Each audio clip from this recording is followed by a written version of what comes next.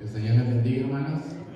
Como decía la lectura bíblica del hermano Víctor, mirad, hermanos, que no haya en ninguno de vosotros corazón malo de incredulidad para apartarnos del Dios vivo.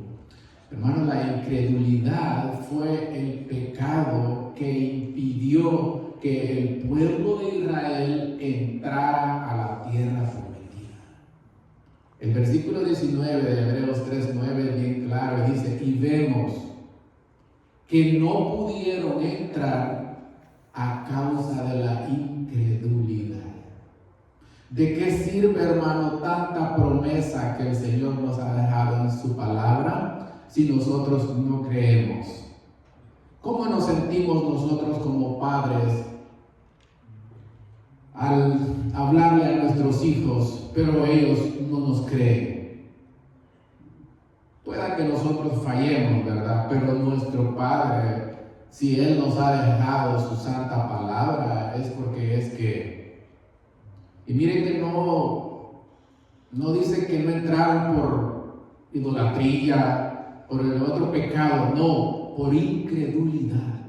El pecado de la incredulidad, hermano, trae grandes consecuencias. Y aquí, desarrollando todo el pasaje, no más que no hay tiempo, vemos que en primer lugar lo que hace la incredulidad es endurecer el corazón. También produce apartarnos del Dios vivo, dice, y por último viene el juicio. Dice 1 Corintios 10 que solo en un día cayeron 23,000 personas en el desierto.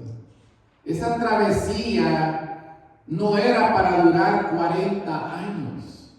Hermano, el pecado, ¿a quiénes aquí han disciplinado por incredulidad? A nadie. Es un pecado que se pasea en la iglesia y nosotros, a lo mejor yo lo puedo tener. Porque la duda lo que hace es ver el obstáculo, pero la fe ve a Dios obrando. Porque usted ve en la palabra de Dios, en el libro de Números 14:11, el Señor se queja y dice que lo habían irritado. Y dice, y dijo Jehová a Moisés: ¿hasta cuándo me ha de irritar, oiga, este pueblo? ¿Hasta cuándo me creerán con todas las señales que he hecho en medio de ellos? Vemos a un Dios quejándose molesto por su pueblo porque no le creía. Hermano, es increíble y nosotros podemos decir, pero qué bárbaro es el pueblo de Dios. Vieron cómo Dios con mano poderosa abrió el mar rojo. Imagínense que estaban frente al mar. Para el lado de aquí en montaña, por el lado de aquí también. ¿Para dónde agarraban? Para atrás venía ¿quién? Siguiéndolos. Y Dios abre el mar. Pasaron sequitos, dice la Biblia. Les dio comer, hermano, el maná. Y así, hermano, podemos enumerar tantas cosas, ¿verdad? Que la Biblia dice, y no creyeron. Y nosotros digo, qué tercos. Hermano, dice la Biblia que teniendo nosotros hoy tan grande nube de testigos, a todo Dios, ¿sabe qué? Mire, voy a hacer un poco rápido y yo quiero decirte que uno de los textos que a mí me trajo gran bendición porque es contundente por si algo el enemigo hace que yo no crea. Porque una de las cosas que le ha funcionado al diablo es hacer que él no existe y para que uno no crea. Entonces, este texto que yo voy a compartirle, hermano, es bien contundente porque aquí nadie va a tener excusa y me ayudó a ver a Dios para no dudar de Él. Aunque a veces no lo pueda entender, pero mire, Romanos 1:20, rapidito dice el Señor: porque las cosas invisibles de Él, su eterno poder y deidad, se hacen claramente visibles desde la creación del mundo, siendo entendidas por medio de las cosas hechas, de modo que no tienen excusa. Hermano, nadie en aquel día va a decir: yo no sabía de la existencia. Dice que el necio en su corazón dice: no hay Dios.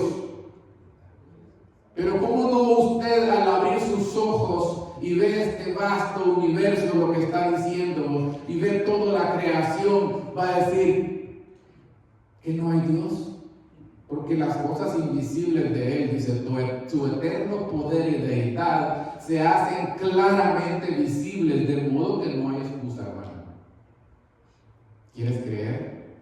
Ya vamos a ir llegando a ese punto. Jesús, hermano, reprendió la incredulidad de tus discípulos. Lucas 24:27 dice que iban tristes. El Señor les había dicho que Él iba a morir, pero que al tercer día iba a resucitar. Y como cuando se les apareció Jesús, les dijo: oh insensatos y tardos para creer todo lo que los profetas decían de mí. Y comenzando, dice, desde Moisés y siguiendo por todos los profetas, les declaraba por todas las escrituras lo que de Él decía. ¿Y por qué Jesús dijo: en Nazaret, donde Él sería criado? Jesús nació en Belén, ¿verdad? Pero se crió en Nazaret y su ministerio lo ejerció en Capernaum. Pero hay una cita que a mí me Marcos 6:5, y dice que y no pudo hacer Jesús allí ningún milagro donde a Él lo conocían, donde lo habían visto crecer. ¿Sabe por qué? ¿Por qué no hizo milagros el Señor ahí? ¿Porque no tenía poder? Hermano, eso nos puede pasar a nosotros. Que Dios no haga ningún milagro en mí, no porque Él no pueda, sino porque yo no crea. Hermano, sin fe, dice, es imposible agradar a Dios.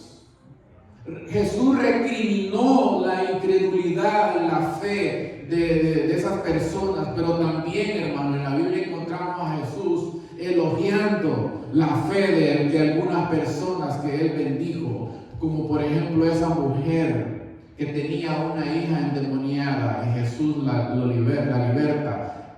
Pero ¿por qué? Le dice: oh mujer, grande es tu fe, hágase contigo como quieras. Es importante creer, hermano, en las promesas de Dios. Y dijo estas palabras que a mí me conmueven: que ni en Jerusalén había hallado tanta fe como un centurión que fue a solicitarle ayuda por su siervo, y Él lo sana a la distancia. Y le dijo que ni en Jerusalén había hallado tanta fe, porque ese hombre increíble, hermano, le dijo al Señor que no era necesario, imagínense qué fe, que fuera hasta su casa, sino que como Él le daba órdenes a sus criados, así que diera la orden, y sabía que su siervo iba a ¿qué?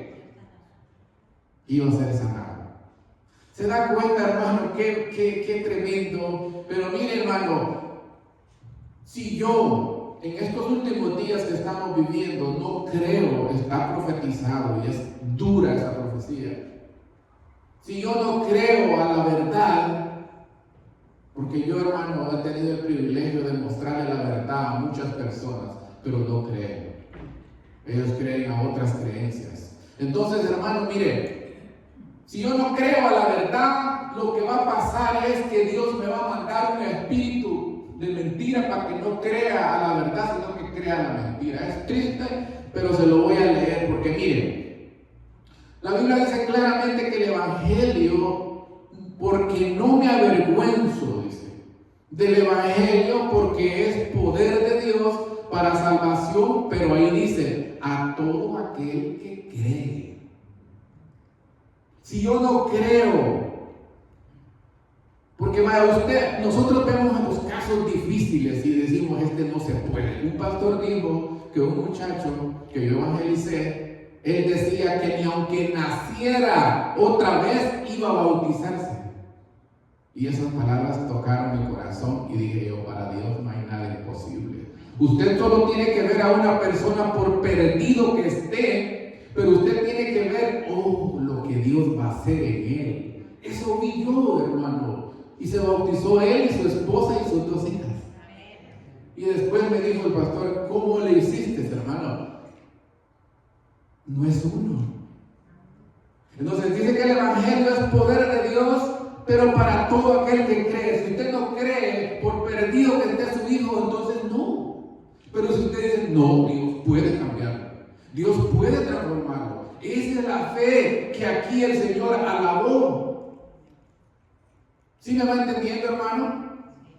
Entonces, hermano, si yo no creo a las promesas de Dios, pues voy a creer a la mentira. Y mire, vamos a ir rapidito. Segunda Tesalonicenses, eso es un texto que a mí me hace temblar. Es una profecía para que usted diga, voy a tener mucho cuidado. Mire, Segunda Tesalonicenses 2:10 y dice, con todo engaño de iniquidad para los que se pierden, por cuanto no recibieron el amor de la verdad para ser salvos. Por eso, dice, Dios les envía un poder engañoso para que no crean, para que crean a la mentira, a fin de que sean condenados todos los que no creyeron a la verdad, sino que se complacieron en la injusticia. Hermano, claro, Señor. Si yo no creo, hermano, a la verdad, pues voy a creer a la mentira. O sea que, mire, hermano, como al faraón, ¿verdad? Dios dice en su palabra que Dios le endureció el corazón. Pero usted dice, ¿pero cómo Dios puede hacer eso? Sencillo, hermano. El corazón se endurece cuando Dios manda su palabra, y la mandó por medio de Moisés, y no la mandó solo una vez, sino que la mandó varias veces, y le decía las consecuencias que iba a pasar. Y si yo no creo, mi corazón se va endureciendo. Por eso es que con la vejez dice la Biblia que si yo no creo, mi corazón se va poniendo más duro. Pero vemos las personas mayores que ya no les entra. ¿Por qué? Rechazaron mucho la palabra de Dios, la verdad, y ahora el corazón está pura piedra. La buena noticia también es que el corazón, Dios cambia. Solo Él puede cambiar el corazón de una persona. Nadie más lo puede hacer. Entonces, hermano, nunca te olvides, para que no nos pase como el pueblo de Israel, que no entraron a la tierra prometida, y de todos los que salieron de Egipto solo entraron 2, Caleb y Josué. Entonces, mire, hermano, grábese esto, nunca te olvides de esto. El Señor dice en su palabra claramente que sin santidad nadie lo va a ver. Si usted no cree, no va a entrar. Jesús dijo, no todo el que me diga Señor, Señor entrará en el reino de los cielos, sino el que hace la voluntad de mi Padre que está en los cielos. Muchos me dirán en aquel día, Señor, Señor, si profetizamos y en tu nombre sacamos muchos demonios, ¿y qué va a hacer el Señor? Nunca os conocí. Apartados de mí, hacedores de maldad. El Señor es bien claro y le dijo a Nicodemo que si no naciera de nuevo no podía entrar en el reino de los cielos. Hermano, grábese eso. Usted créalo, porque si no, no va a entrar ni yo. Son textos que yo los tengo aquí, mire, que no me han dejado, mire, los he estudiado. Aunque te digan que son legalistas, que no se puede vivir en santidad, pero el Señor es bien claro, si tú no vives en santidad, no vas a entrar, aunque hagas lo que hagas en la iglesia, aunque yo predique, aunque haga lo que haga. Sin santidad nadie lo va a ver, ¿de acuerdo, hermano? Y aquí viene el desenlace, hermano, ojalá y me dé tiempo. Vamos a ir ir al libro de Marcos, porque aquí está la historia que usted y yo a lo mejor podemos atravesar. Y es la historia, hermano, de un padre que llegó desesperado a los pies de Cristo, a su hijo, porque él estaba endemoniado. Y sus discípulos no pudieron sacarlo, expulsarlo. Y Jesús otra vez le recrimina a los discípulos y a toda la multitud que estaba ahí el no creer. Y eso es terrible, hermano. Y mire aquí rapidito lo voy a leer. Y dice, y respondiendo él les dijo: oh generación incrédula, ¿hasta cuándo he de estar con vosotros? ¿Hasta cuándo he de soportarlos? Y el otro versículo más adelante dice, mi hermano, Jesús, voy a leerlo más adelante, voy a ir hasta al 22 porque el tiempo se va acabando. Jesús le dijo: si puedes creer, oiga bien, al que cree, todo le es posible.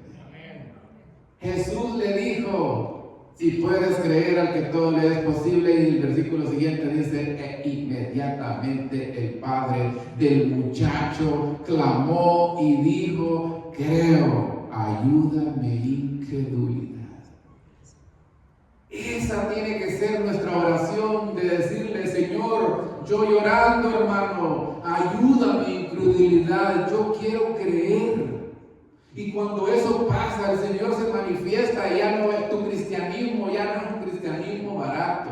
Ya tú te mueves porque ya probaste como Moisés. Y Moisés ya no quería. Y dijo: si tu presencia no ha de ir conmigo, no me saques de aquí.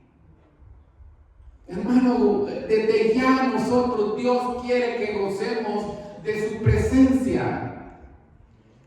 ¿Me entiende? Entonces, hermano, aquí hay un detalle muy importante. Los hijos, como por ejemplo Jairo, llegó un principal de la sinagoga rogando al Señor, hincándose, le dijo que su hija estaba gravemente. Y vemos aquí a un padre angustiado que su hijo estaba endemoniado. Hermano nuestro, si el caso tuyo, si hay aquí algún padre que su hijo está perdido, que su hijo no es salvo, el hijo no va a ir a Jesús, sino que el padre dice que fue desesperado. ¿Qué no harías tú como padre, hermano, por un hijo? Eso es lo que hizo este padre. Pero le faltaba ese ingrediente para que su hijo fuera libertado. ¿Y cuál era? Que tenía que creer. Pero reconoció su incredulidad y le dijo: ayúdame incredulidad. Allí cuando fue el Señor le ayudó. ¿Quién quiere decirle al Señor: ayúdame incredulidad? Que no haya, dice, ninguno de vosotros corazón malo de incredulidad para apartarse del Dios vivo. Hermano, yo, dice el Señor categóricamente, soy el que borro tus iniquidades, tu pecado, por amor a mí mismo, y no me acordaré más de tus pecados. Que Dios te bendiga.